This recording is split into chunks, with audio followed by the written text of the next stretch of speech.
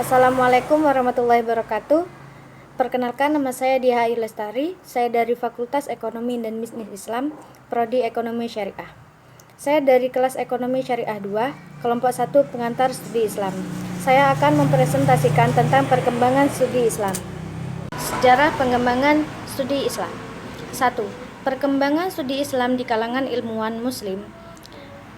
Islam telah ada sejak zaman kenabian. Sejak itu, Islam terus berkembang hingga saat ini. Namun, perkembangannya Islam tidak semudah apa yang kita lihat. Saat ini, ajaran Islam mengalami kemunduran hingga akhirnya berjaya hingga saat ini.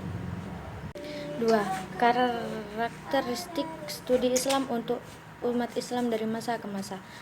Karakter studi Islam merupakan karakter yang khas yang dapat dikenali melalui konsepsinya dalam berbagai bidang, seperti bidang agama, ibadah, muamalah yang di dalamnya termasuk masalah pendidikan, ilmu pengetahuan, kebudayaan, sosial, ekonomi, politik, kehidupan, lingkungan hidup.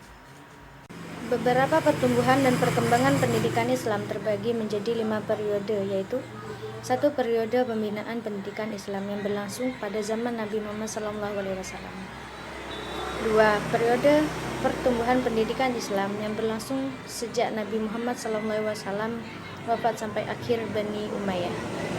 3. Periode kejayaan pendidikan Islam yang berlangsung sejak permulaan Daulah Abbasiyah sampai dengan jatuhnya Baghdad yang diwarnai perkembangan ilmu al-Qiyah dan munculnya madrasah. 4. Periode kemunduran pendidikan Islam, yaitu sejak jatuhnya Baghdad sampai jatuhnya Mesir ke tangan Napoleon, yang ditandatangani dengan runtuhnya sendi-sendi kebudayaan Islam dan berpindahnya pusat-pusat pengembangan kebudayaan di dunia barat. Yang kelima, periode pembaharuan pendidikan Islam yang berlangsung sejak pendudukan Mesir oleh Napoleon sampai masa kini.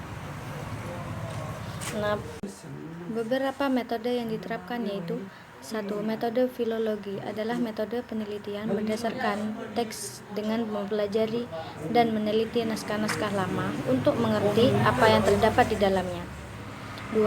Metode deskriptif adalah metode berdasarkan uraian apa adanya yang berdasarkan dari suatu tempat dan tokoh pelaku sebuah peristiwa. Ketiga, metode komparatif adalah pembandingan antara yang satu dengan yang lainnya. Metode ini bermaksud untuk menemukan tipe, corak atau kategori suatu pemikiran, kemudian memposisikannya dalam serta pemikiran secara umum. Yang keempat, metode hermeneutika digunakan untuk menemukan hubungan pemikiran yang diteliti dengan gejala-gejala sosial yang ada. Yang terakhir, metode filsafat berusaha untuk sampai pada kesimpulan-kesimpulan yang universal dengan meneliti akar permasalahannya. Assalamualaikum warahmatullahi wabarakatuh.